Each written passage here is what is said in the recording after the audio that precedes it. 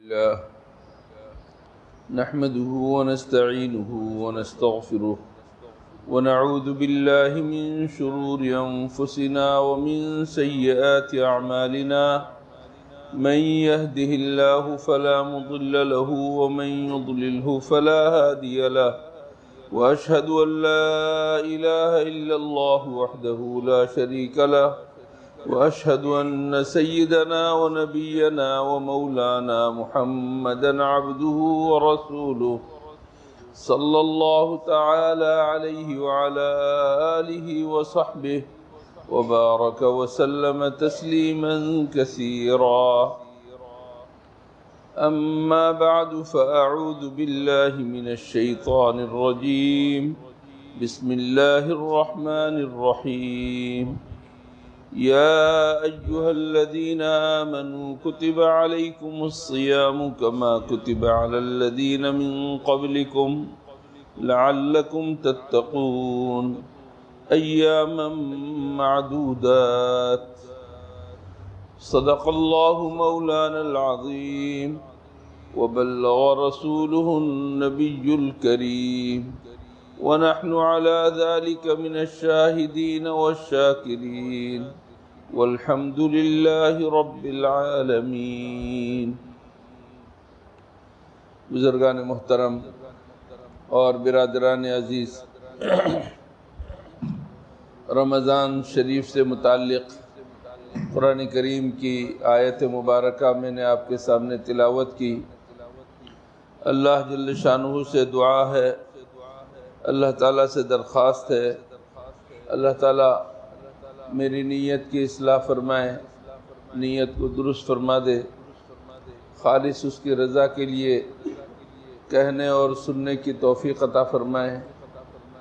اللہ جل شانہ قرآن کریم کی جو آیت پڑھی گئی ہے اس کا جو مضمون اور مفہوم ہے صحیح طور پر بیان کرنے کی توفیق اللہ تعالیٰ عطا فرمائے، اور ہم سب کو قرآن کریم پر، حضور اکرم صلی اللہ علیہ وسلم کی سنتوں پر اور آپ کی تعلیمات پر ہمیشہ عمل کرنے کی توفیق عطا فرمائے. میرے دوستوں اور بزرگوں، گزشتہ جمعے بھی میں نے آپ کے سامنے عرض کیا کہ یہ مہینہ ایک مہمان مہینہ ہے. 11 مہینوں کے بعد یہ مہینہ آتا ہے اور ہمارے لیے نوید مسرت لے کر آتا ہے، خوشخبریاں لے کر آتا ہے، ہمارے لیے بہت ساری سوغات لے کر آتا ہے، جن میں سب سے بڑی سوغات مغفرت ہے، اللہ تعالیٰ کی مغفرت ہے. اللہ جل شانہ بے تحاشا لوگوں کی مغفرت فرماتے ہیں، بہانے بہانے سے معاف فرماتے ہیں. رمضان کا مہینہ ایسا مہینہ ہے.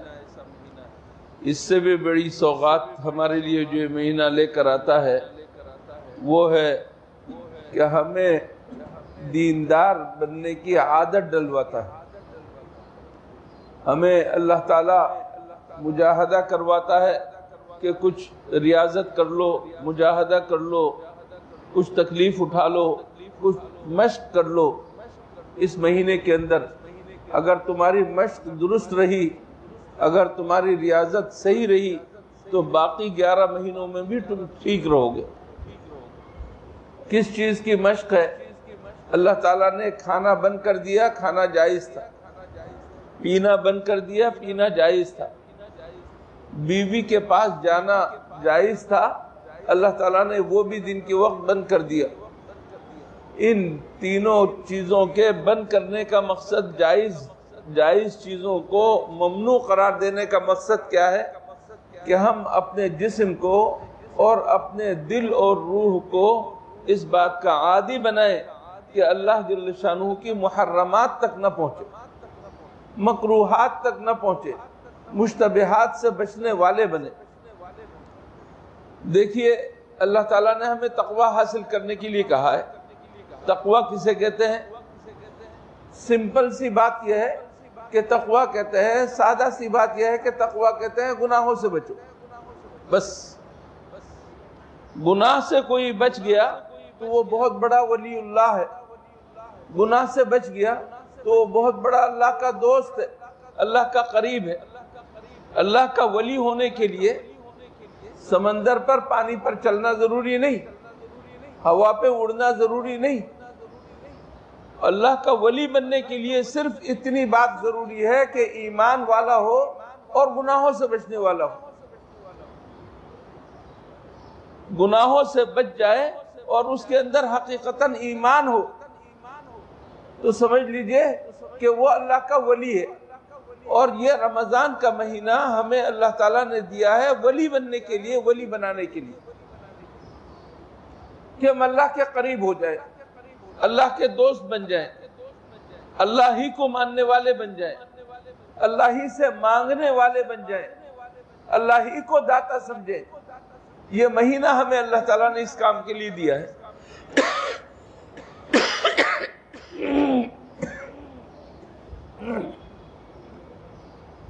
قرآن کریم نے مختصر لفظوں میں اس بات کو بیان کیا کہ ایمان والو، تمہارے اوپر روزے فرض کیے گئے جیسے تم سے پہلوں کے اوپر بھی فرض کیا گیا تھا۔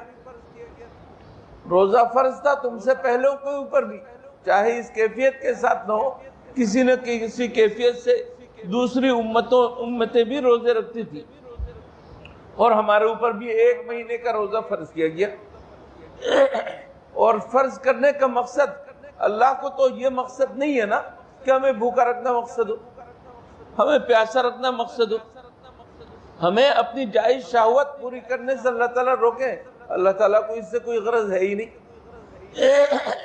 ہمارے مفاد کے لیے، ہماری سعادت کے لیے، ہماری نیک بختی کے لیے اللہ نے ہمیں کچھ حکم دیا، اور وہ ہماری نیک بختی کی جڑ یہ ہے کہ ہم تقوی والے بن جائیں۔ تقوی کسے کہتے ہیں؟ سادہ لفظوں میں تو میں نے بتا دیا۔ اگر ہم طبقے کے اعتبار سے سمجھیں تو تقوی کا مطلب ہے بچنا۔ کس چیز سے بچنا؟ سب سے پہلے تو اللہ کے ساتھ شرک کرنے سے بچنا ہے۔ مشکل کشا ہم اللہ کو سمجھتے ہیں، اللہ کے سوا کسی کو مشکل کشا نہ سمجھے، چاہے وہ کتنا ہی بڑا منصب والا ہو، عہدے دار ہو، اور دولت کی اس کے پاس ریل پیل ہو۔ مشکل کشا اللہ ہے، مشکلات میں ڈالنے والا بھی اللہ ہے، مشکل کو دور کرنے والا بھی اللہ ہے۔ کوئی نبی مشکل کشا نہیں، کوئی ولی مشکل کشا نہیں، کوئی صحابی مشکل کشا نہیں، کوئی پیر مرشد فقیر مشکل کشا نہیں۔ مشکل کشا، مشکل کو دور کرنے والا، مشکل کو ختم کرنے والا اللہ ہے صرف۔ تقوی کا پہلا درجہ تو یہ ہے کہ ہم شرک سے بچنے والے ہوں، اور یہ سب کے اندر ہونا ضروری ہے۔ یہ نہیں کہ تھوڑے سے بیمار ہو گئے، ڈاکٹروں حکیموں سے مایوس ہو گئے اور فوراً کسی پیر فقیر کے دربار میں ہم جانے لگے، کہتے ہیں کہ چلو چلو شاہ عقیق کے مزار میں چلو، وہاں جا کر لوگ اچھے ہو رہے ہیں، بیماری ٹھیک ہو رہی ہے۔ گناہ کبیرہ ہی نہیں، شرک ہے شرک۔ اس طرح کا عقیدہ رکھنا کہ قبر والا ہماری مشکلات اور بیماری کو دور کرے گا، بہت بڑا شرک ہے۔ اللہ کے نبی رئیس الموحدین حضرت ابراہیم علیہ السلام کی زبان سے قرآن کریم میں کہلایا، وَإِذَا مَرِضْتُ، جب میں بیمار پڑ جاتا ہوں، فَهُوَ يَشْفِينِ، تو وہی مجھے شفا دیتا ہے، وہی مجھے صحت دیتا ہے۔ یہ بات ہمارے دل و دماغ میں ہونی چاہیے، یہ عقیدے کا جز ہے۔ ہم کسی کو شفا دینے والا نہیں سمجھتے۔ ڈاکٹر آ جائے، ڈاکٹروں کے استاد آ جائیں، حکیم آ جائے، حکیموں کے استاد آ جائیں، ایلوپیتھک ہو، ہومیوپیتھک ہو، ویدر ویدک ہو، جو بھی ہو، یہ سب کے سب اسباب ہیں۔ جائز اسباب اختیار کرنے کی اجازت ہے، اور یہ اسباب شفا نہیں دیتے، شفا دینے والا اللہ ہے، کام بنانے والا اللہ ہے۔ بگڑی بنا دے محمد شرکیہ جملہ ہے، شرک والا جملہ ہے۔ اللہ کے رسول صلی اللہ علیہ وسلم بگڑی نہیں بناتے، اللہ نے ان کو یہ اختیار نہیں دیا، اللہ نے یہ اختیار اپنے پاس رکھا ہے۔ بگڑی بنانے والا اللہ ہے، اللہ سے کہنا ہے رسول اللہ صلی اللہ علیہ وسلم کا وسیلہ ہم پکڑ سکتے ہیں کہ اللہ کے رسول اللہ سے کہہ دیجئے میرے لیے دعا کر دیجئے کہ میری مشکلات کو دور کر دے. یہ بات بالکل ٹھیک ہے، لیکن یہ کہ ہماری بگڑی بنانے والے کوئی نبی ہوں، کوئی ولی ہوں، کوئی صحابی ہوں، ایسا نہیں. عقیدہ درست کرنا ضروری ہے. تقوی کا پہلا مرتبہ یہ ہے کہ ہم اپنے آپ کو شرک سے بچائیں، شرکیہ باتوں سے بچائیں، عقیدے کو درست رکھیں. سب سے پہلا جز یہ ہے. اس کے بعد پھر کبیرہ گناہوں سے بچنا، یہ تقوی ہے. کبیرہ گناہ کیا ہے؟ والدین کی نافرمانی کرنا، اولاد کے حقوق ادا نہ کرنا، اور لوگوں کی تحقیر کرنا، زنا کرنا، بدکاری کرنا، شراب پینا، جھوٹی قسمیں کھانا، لوگوں کا مال کھا جانا، لوگوں کے اوپر ظلم کرنا، یہ سب کبیرہ گناہ ہے اور سب کو معلوم ہے. کبیرہ گناہوں سے بچنا دوسرے نمبر پر تقوی ہے. یہ تقوی پیدا کریں. اسی طریقے سے چھوٹے چھوٹے گناہ بھی ہو جاتے ہیں. نادانستہ طور پر بھی بہت سارے گناہ، بہت ساری نافرمانیاں ہو جاتی ہیں اور ہوں گی، لیکن کوئی صغیرہ گناہ کر کے اس کے اوپر اصرار نہ کیا جائے، اس کے اوپر اصرار نہ کریں، یہ بھی ضروری ہے. صغیرہ گناہوں پر اصرار نہ ہو. یہ بھی تقوی کی شرائط کے مطابق ہے کہ نہ کبیرہ گناہ کا ارتکاب کرے اور نہ ہی صغیرہ گناہ پر اصرار کرے. اس کے بعد آ جائیے، بہت ساری چیزیں وہ ہیں جو حرام نہیں ہے، حرام ہے، ان سے بچنا ضروری ہے. حلال کا ٹھپا لگا دینا کافی نہیں ہے کسی چیز کے اوپر کہ آپ کھانا شروع کر دیں اور استعمال کرنا شروع کر دیں. نہیں، حقیقتاً حلال ہونا چاہیے. حرام سے بچنا یہ تقوی ہے. آپ خنزیر کا گوشت نہیں کھائیں گے، خنزیر کی کوئی چیز استعمال ہوئی ہو کسی چیز میں، وہ استعمال نہیں کریں گے، حرام ہے. شراب نہیں پیئیں گے. اللہ نے جن جن چیزوں کو حرام قرار دیا ہے ان تمام چیزوں کو حرام سمجھیں گے اور ان سے بچیں گے. یہ تقوی ہے. اور اس کے نیچے ہے مکروہ، ناپسندیدہ، یہ بھی حرام ہی کا جز ہے. فنی اعتبار سے فرق ہے. عوام کو یہ بات سمجھنے کی ضرورت نہیں. جس طرح حرام سے بچنے کی ضرورت ہوتی ہے، اس طرح مکروہ سے بھی بچنے کی ضرورت ہوتی ہے. کراہت والی چیزوں سے بھی بچنے کی ضرورت ہوتی ہے. ان چیزوں کو علماء کے پاس جا کر سیکھنے کی ضرورت ہے. عوامی مجمع میں جب ان باتوں کو بیان کیا جاتا ہے بہت ساری غلط فہمیاں پھیل جاتی ہیں. لوگ صحیح طور پر سمجھتے نہیں اور اپنے طور پر پھر استنباط کرتے جاتے ہیں اور لوگوں کو بتاتے جاتے ہیں. اس وجہ سے یہ تفصیلات یہاں تو نہیں بتائی جا رہی، لیکن لوگوں کے ذمہ لازم ہے کہ علماء کے پاس دو زانو ہو کر بیٹھے اور ان سے پوچھے حرام کیا چیز ہے، مکروہ کیا چیز ہے، فرض کیا چیز ہے، واجب کیا چیز ہے. ان چیزوں کو سمجھیں. اسی طریقے سے ایک اور چیز ہے جس سے بچنے کی ضرورت ہے، وہ ہے مشتبہ اور مشکوک چیز. اللہ کے ہاں تو کوئی چیز مشکوک نہیں، یا حلال ہے یا حرام ہے، لیکن میرے اور آپ کے لیے بعض چیزیں مشکوک ہیں، ان کو ہم صحیح طور پر فیصلہ نہیں کر سکتے. اللہ کے رسول صلی اللہ علیہ وسلم نے ارشاد فرمایا، دع ما یریبک الی ما لا یریبک. جو چیز تمہیں شک میں ڈالے چھوڑ دو اس کو اور اس چیز کی طرف چلے جاؤ جس کے اندر کسی قسم کا کوئی شک نہ ہو. شک والی چیز سے بچنے کی ضرورت ہے. یہ حلال ہے، حرام ہے، یہ کام جائز ہے، ناجائز ہے. اب آپ اس چیز کے پیچھے کب تک پڑے رہیں گے؟ تحقیق کر کے استعمال کرتے کرتے معلوم نہیں وقت گزر جائے. نہیں، چھوڑ دو مشتبہ چیز کو. اور بھی بہت ساری چیزیں ہیں غیر مشتبہ، غیر مشکوک، ان چیزوں کا استعمال کر لو. مشتبہ سے بچنا یہ بھی تقوی ہے. شرک سے بچنا تقوی ہے. گناہ کبیرہ سے بچنا تقوی ہے. حرام سے بچنا تقوی ہے. مکروہ سے بچنا تقوی ہے. مشکوک سے بچنا تقوی ہے. ایک بزرگ کا ذکر آتا ہے کہ انہوں نے اپنا ایک گدھا بیچ دیا، اپنا ایک گدھا کسی کے ہاتھ بیچ دیا۔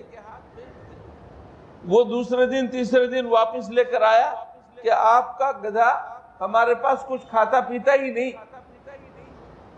اس کو میں واپس کرنے آیا ہوں۔ اس بزرگ نے پوچھا تم کام کیا کرتے ہو؟ کہا کہ بادشاہ کا درباری رقاص ہوں اور وہاں پر گویہ ہوں، گانے گاتا ہوں اور اپنا معاش اسی سے حاصل کرتا ہوں۔ تو اس بزرگ نے کہا کہ ہم نے اپنے گدھے کو ہمیشہ حلال کی کمائی دی ہے، مشتبہ چیز بھی نہیں دی، اس وجہ سے ہمارا گدھا تمہارے پاس کھا پی نہیں سکتا تھا، واپس کر لیا۔ اندازہ لگا رہے جو تقوی کی زندگی اختیار کرتے ہیں ان کے گدھے بھی تقوی کی زندگی والے ہو جاتے ہیں۔ تو عرض یہ کرنا مقصود ہے کہ اللہ تعالیٰ نے ہمیں مقصد بتایا، روزے کا مقصد کیا ہے؟ لعلکم تتقون، تم لوگ تقوی والے بن جاؤ، گناہ سے بچنے والے بن جاؤ، شرک سے بچنے والے بن جاؤ، یہ تقوی ہے۔ اتنا کام کون نہیں کر سکتا؟ اللہ تعالیٰ نے تو یہ کہہ دیا لا یکلف اللہ نفسا الا وسعها، کہ کسی کو بھی اس کی گنجائش سے اوپر مکلف نہیں کیا جاتا۔ یہ نہیں کہا جاتا کہ تم 10 من کا پتھر اٹھا نہیں سکتے اور اس سے کہا جائے کہ 10 من کا پتھر اٹھاؤ، اللہ یہ کبھی نہیں کہتا، اللہ ایسا حکم دیتا نہیں۔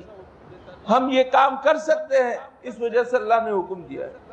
فجر کے وقت اٹھ سکتے ہیں، اس وجہ سے کہا ہے کہ فجر کی نماز میں حاضر ہو۔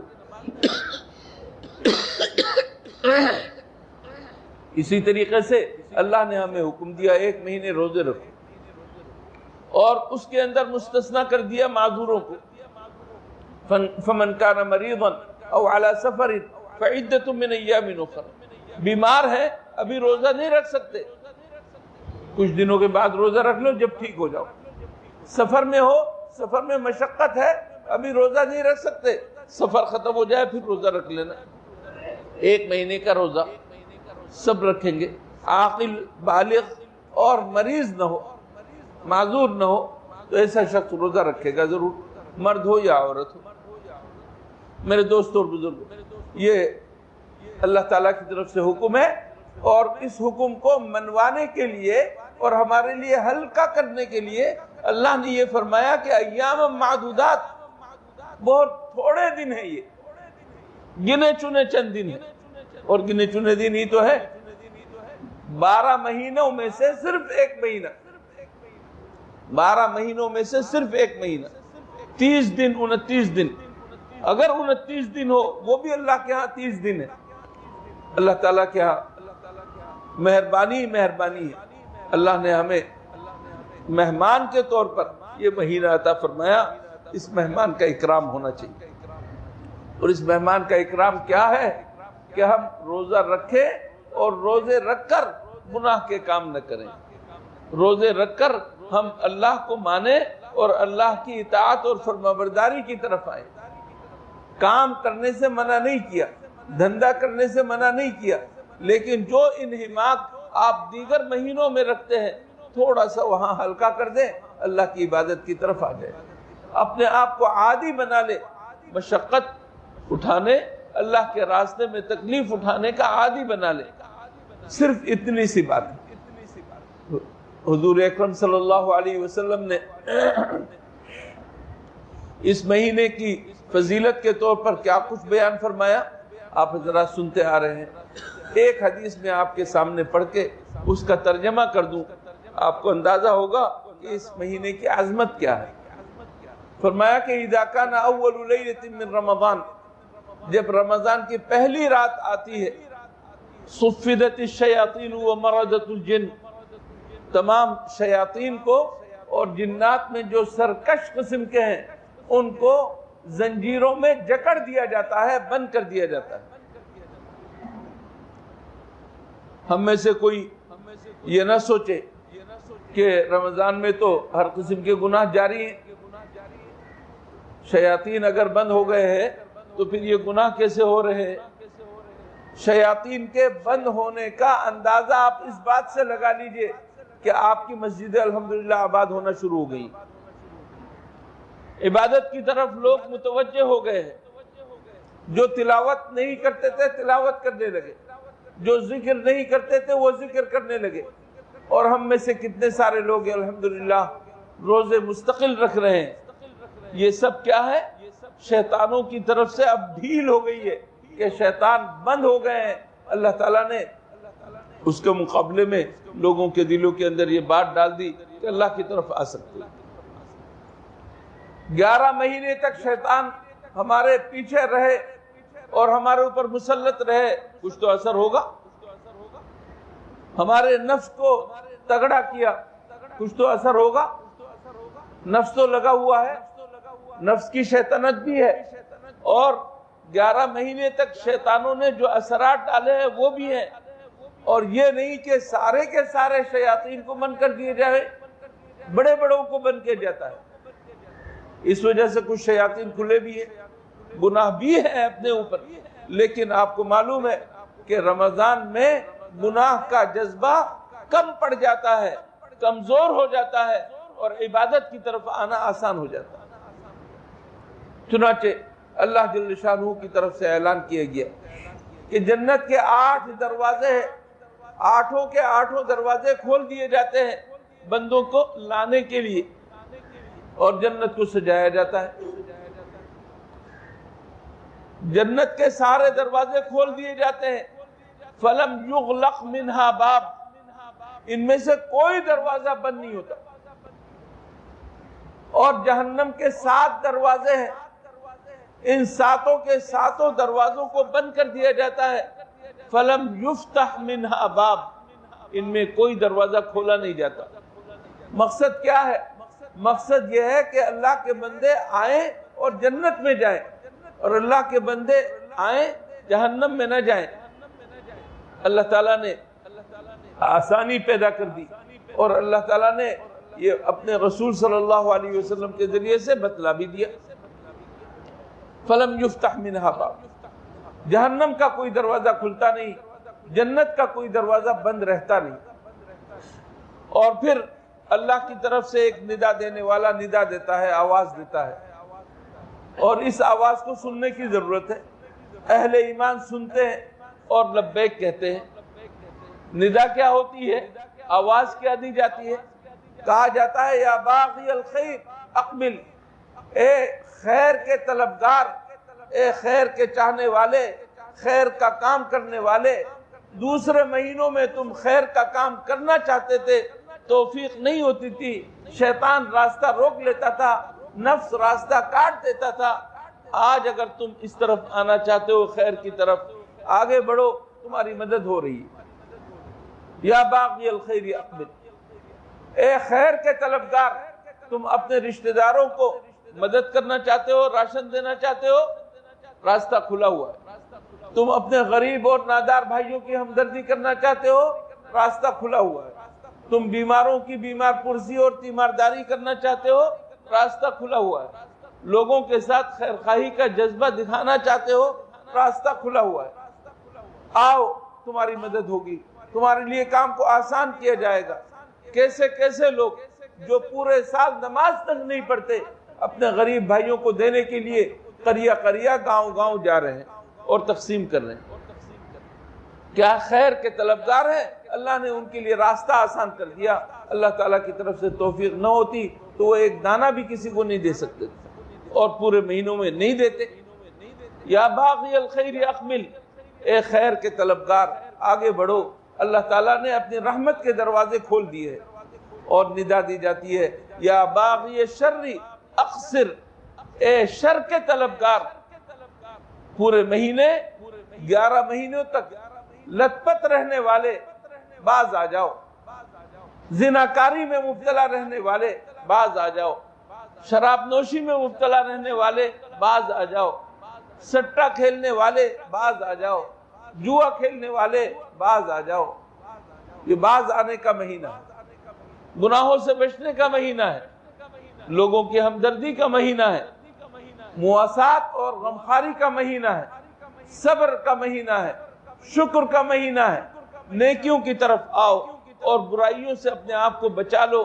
تم اپنے آپ کو نہیں بچا سکتے, اللہ تعالیٰ کی طرف سے آواز دی جا رہی ہے, اللہ ضرور بچائے گا. تم عزم تو کرو, تم ارادہ تو کرو, تمہیں اس کا ثواب ملے گا. یا باغی الخیر اقبل و یا باغی الشر اقصر. فرمایا کہ وَلِلَّهِ عُتَقَاءُ مِنَ النَّارِ, اللہ تعالیٰ جہنم سے خلاصی دیتے ہیں. ایک آدمی نے اپنے آپ کو جہنمی بنا لیا اپنے اعمال کی وجہ سے, بدعملی کی وجہ سے, اور رمضان میں اللہ جل شانہ ایسوں کو, مسلمان ہو بس شرط یہ ہے, ایسوں کو اللہ تعالیٰ جہنم سے نکالنے کا پروانہ دے دیتے ہیں کہ یہ بھی جہنم سے خلاصی پانے والوں میں سے, یہ بھی چھٹکارا پانے والوں میں سے. اللہ تعالیٰ اس طرح کرتے رہتے ہیں. وَذَلِكَ كُلَّ لَيْلَةٍ, رمضان کی پہلی رات سے شروع ہے یہ سخاوت اور یہ مغفرت, یہ اللہ تعالیٰ کی طرف سے نوازش, اللہ تعالیٰ کی طرف سے فضل اور مہربانی کہ فلاں جہنمی تھا نکال دیا گیا, فلاں جہنمی تھا نکال دیا گیا. ہر رات میں اللہ جل شانہ یہ عمل کرتے ہیں. میرے دوستوں اور بزرگوں, رمضان کا مہینہ مہمان مہینہ, محترم مہینہ. مہمان وہ جو ہمارے اوپر بوجھ نہیں, ہمارا بوجھ اٹھانے کے لیے آتا ہے. اکرام کی ضرورت ہے, اور اکرام کیا ہے؟ اکرام یہ ہے میرے دوستو کہ ہم اس مہینے میں اہتمام کے ساتھ روزہ رکھیں. گھر میں جتنے بھی بالغ افراد ہیں, مرد ہیں عورت ہیں, ان کے ذمہ لازم ہے. چھوٹے بچوں کو بھی روزے رکھوایا کرتے تھے ہمارے اسلاف, عادی بنانے کے لیے. جو برداشت کر سکتا ہو ایسے چھوٹے بچے, ان کے اوپر روزے فرض نہیں, عادی بنانے کے لیے ان سے بھی روزے رکھواتے تھے. ہمارے یہاں بھی روزے رکھواتے ہیں, لیکن کھیل تماشا کرنے کے لیے, روزہ کشائی کرنے کے لیے, رسم نبھانے کے لیے. رسم نبھانے کی چیز نہیں ہے یہ روزہ, بلکہ اس روزے کو اللہ کے لیے رکھنا ہے. اس بچے کو عادی بنانے کے لیے, جو بچہ روزہ رکھ سکتا ہو عادی بنانے کے لیے روزہ رکھوائے. روزہ رکھوا کر اپنے گھروں کو تقوی سے پر کرے, اپنے گھروں کے اندر تلاوت سے گھروں کو آباد کرے, ذکر و اذکار سے آباد کرے. آج جمعے کا دن ہے, رمضان بھی ہے, جمعہ بھی ہے, حضور اکرم صلی اللہ علیہ وسلم پر درود بھیجنے کا دن. میرے دوستو, کس قدر اللہ تعالیٰ نے آسان کیا ہوا ہے, اور اللہ کی رحمت حاصل کرنا کس قدر آسان ہے. اللہ حکم دے رہا ہے, اللہ کی طرف سے حکم ہے کہ اگر تم ایک مرتبہ درود شریف پڑھو گے نبی کریم صلی اللہ علیہ وسلم پر, تو اللہ کی طرف سے ایک درود کے مقابلے میں 10 گنا رحمت نازل ہو. ایک رحمت بھی ہمیں مل جائے بیڑا پار ہے, بیڑا پار ہے. ایک رحمت بھی مل جائے, 10 رحمت ایک درود پڑھنے پر. اور اگر ہم نے 10 درود پڑھ دی, 100 رحمتیں, 100 درود اگر پڑھ لیں تو 1000 رحمتیں. 1000 پڑھیں 10,000 رحمتیں, 10,000 پڑھیں 1,00,000 رحمتیں. اللہ تعالیٰ کی رحمت بے بہا ہے, بے بہا. اور درود شریف سب سے بہتر تو وہی ہے جو ہم نماز میں پڑھتے ہیں, جس کو درود ابراہیمی کہتے ہیں. یہ ذرا لمبا درود ہے, اگر آپ مختصر کرنا چاہیں تو انشاءاللہ اس میں بھی ثواب ہے. مختصر کیا کریں؟ صلی اللہ علی النبی الامی, بس اتنا پڑھ لیں. صلی اللہ علی النبی الامی, اتنا پڑھ لیں. اور آسان کرنا چاہتے ہیں صلی اللہ علیہ وسلم, سبھی جانتے ہیں, بس آپ اٹھتے بیٹھتے چلتے پھرتے صلی اللہ علیہ وسلم, صلی اللہ علیہ وسلم, صلی اللہ علیہ وسلم. میرے دوستو, درود شریف کے بہت زیادہ فوائد ہیں. ان میں سے ایک اہم فائدہ میری اور آپ کی خوشی کا فائدہ ہے کہ جب کسی بندے نے درود شریف پڑھا, فرشتے اس کو لے جا کر رسول اللہ صلی اللہ علیہ وسلم کی خدمت میں پیش کرتے ہیں. حضور اکرم صلی اللہ علیہ وسلم اپنے روضہ پاک میں زندہ ہے, موجود ہیں, اور آپ درود السلام وہاں جا کر جو پیش کرے براہ راست سنتے, جواب دیتے ہیں. اور جو دور سے درود شریف پڑھا جائے اس کو فرشتے پہنچاتے ہیں, اور فرشتے یہ کہہ کر پہنچاتے ہیں کہ یا رسول اللہ فلاں بندہ ولد فلاں, اس کا نام لیا جاتا ہے اور اس کے والد کا نام لیا جاتا ہے, اور رسول اللہ صلی اللہ علیہ وسلم کی خدمت میں وہ سلام پیش کر دیا جاتا ہے۔ اندازہ لگائیے میرا نام اگر کسی بڑے آدمی، حکومت کے بڑے آدمی کے سامنے پہنچ جائے، اچھائی اور خوبی کے ساتھ ذکر ہو جائے تو میں پھولے نہیں سماتا۔ یہاں حضور اکرم صلی اللہ علیہ وسلم فخر کائنات، فخر موجودات، آپ سے بڑھ کر مخلوق میں کوئی افضل نہیں، اور ہمارے لیے سب کچھ وہی ہے۔ اس ذات کے پاس میرا نام، میرے والد کا نام پہنچ رہا ہے، آپ کو کتنی خوشی ہوگی، اور اس کے نتیجے میں اللہ جل شانہ کی طرف سے کتنی رحمتیں نازل ہوئی۔ جمعے کے دن میرے دوستو خوب اہتمام کرنا چاہیے، درود شریف زیادہ سے زیادہ پڑھے۔ حضور اکرم صلی اللہ علیہ وسلم نے فرمایا ان اول الناس بی یوم القیامہ اکثرهم علی صلاۃ، مجھ سے سب سے قریب قیامت کے دن وہ ہوگا جو میرے اوپر درود بھیجنے والا زیادہ ہو۔ درود شریف کو کم نہ سمجھیں۔ صلی اللہ علیہ وسلم، صلی اللہ علیہ وسلم، چلتے پھرتے اٹھتے بیٹھتے پڑھتے رہیں گے، ثواب کا ثواب، اور گناہوں سے آپ بچ گئے، کتنی غیبتوں سے بچ گئے۔ اس کا اہتمام کریں، خود بھی کریں، اپنے بچوں سے بھی کروائیں، بچیوں سے کروائیں، گھروں میں عورتوں سے کروائیں، سب کی زبان پر درود شریف ہو جمعے کے دن خاص طور پر، اور باقی دنوں میں بھی ہر نماز کے بعد ایک ایک تسبیح پڑھنا کیا مشکل ہے۔ صلی اللہ علیہ وسلم، صلی اللہ علیہ وسلم کہنا کتنی دیر لگے گی 100 دفعہ پڑھنے میں، کوئی مسئلہ نہیں ہے، کوئی مشکل نہیں ہے۔ اللہ تعالی ہمیں انشاءاللہ توفیق دے گا۔ میرے دوستو رمضان کی قدر کیجیے۔ تلاوت یعنی قرآن کریم کا بہت زبردست تعلق ہے رمضان کے مہینے سے، لہذا تلاوت کا اہتمام کرنا چاہیے۔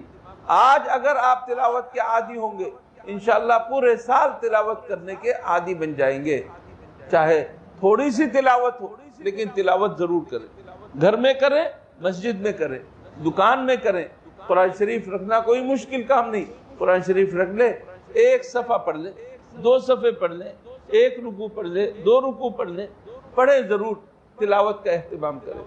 اللہ تعالی ہمیں اس رمضان کی قدر کرنے کی توفیق عطا فرمائے، اور ایسے بہت سارے رمضان اللہ تعالی ہمیں عطا فرمائے۔ وآخر دعوانا الحمدللہ رب العالمین۔